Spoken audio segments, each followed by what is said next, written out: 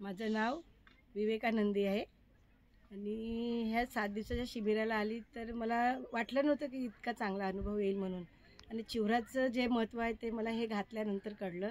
आणि थँक्यू सगळ्या धम्ममंगलमच्या टीमला आणि दीपक सरांना. आणि काल जो पिंडपाताचा जे प्रोग्राम झाला तर तेव्हा मला इतकं छान वाटलं ना, अक्षरशः माझ्या डोळ्यामध्ये पाणी आलं. जेव्हा त्या लोकांनी पाय धुतले तेव्हा मला तो एक्सपिरियन्स अमेझिंग एक्सपिरियन्स होता. मी खूप म्हणजे माझं कुठलं तरी असेल पुण्य तर मला हा अनुभव मिळाला.